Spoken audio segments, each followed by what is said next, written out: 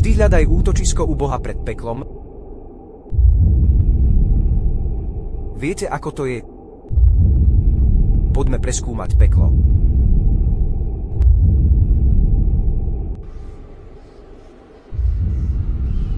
Peklo je temné, extrémne tmavé. Existuje 7 brán pekla. Každá brána je určená pre rôzne úrovne hriešnikov. V pekle je 19 anielov a Melik je správcom pekla. Tieto brány budú zavreté pred páchateľmi zla a nebudú mať nádej, že by pred nimi niekedy unikli. Keď ich peklo vidí z ďalekého miesta, budú počuť, ako to zúri a hučí, ich trápenie sa nezľahčí, ani sa im nepomôže. Prorok Mohamed, mier a požehnanie ním povedal: Oheň, ktorý ľudia spaľujú, je len jednou zo 70. časti ohňa pekla. Úrovne raja stúpajú a úrovne pekla klesajú. Peklo je obrovské a nesmierne hlboké. Raz spoločníci proroka Mohameda, mier a požehnanie s ním, počuli zvláštny a hrozný zvuk, ktoré nikto iný nepočul. Prorok Mohamed, mier a požehnanie s ním, povedal: Toto je kameň v pekle, ktorý bol zvrnutý z okraja pekla pred 70 rokmi a neustále sklzol dolu a teraz dosiahol. No a pokrytci budú v najnižších hlbinách pekla. Sú v ňom horúce vetry, čierny dym a vriaka voda. Pekelný oheň pohltí všetko, zničí všetko a nenechá nič nedotknuté, spáli to kože, dostane sa ku kosti, roztopiť obsah žalúdka, vstúpi do srdca a odhalí to, čo je najvnútornejšie a životne dôležité. Nebude tu pre nich žiadna potrava, iba horká, nepríjemná, trnistá rastlina, ktorý nebude živiť ani uspokojiť hlad. Hrozný strom v pekle bude pokrmom hriešnych ako rozstavená mosac, bude to vrieť v ich vnútri ako vriaka voda.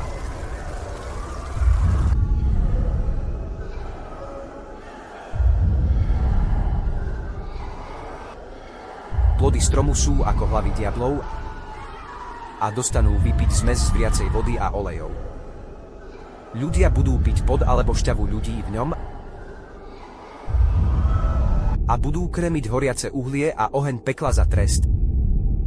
Ich odev bude z ohňa a dechtu. A v pekle je horiace more nazývané Bár. A rieka, ktorá tečie zo súkromných častí smilníkov, ľuďom z pekelného ohňa ublíži zápach ich súkromí.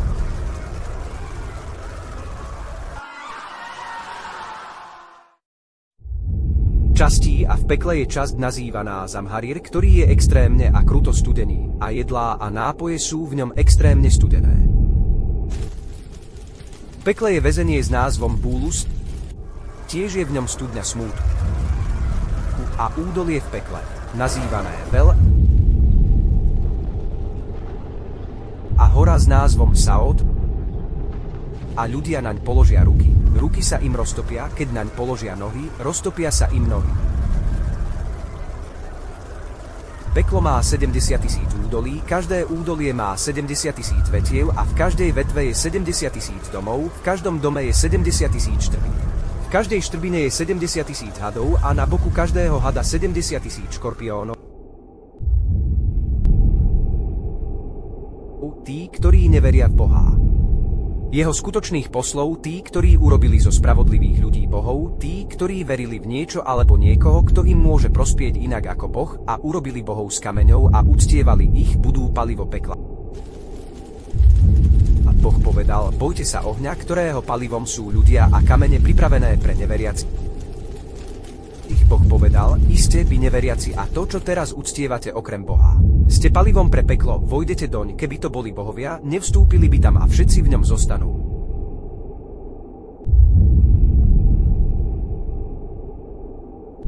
A ľudia budú plakať a kričať: pekle? Boh povedal: pre nich pridáme muky v mukách. Hriešnici budú potrestaní v pekle, ale nezomrú, a trest pekla je pre neveriacich a politeistov večný.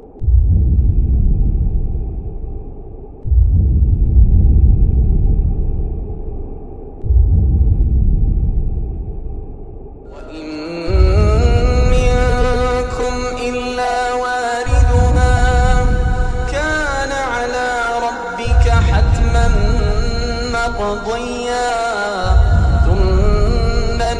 وننجي الذين اتقوا ونذر الظالمين فيها جثيا. Nad peklom je most, nazývaný Sirat, je klská a nestabilná. Každý ju prejde, aj proroci. Spravodliví ľudia ňou prejdú ako blesk.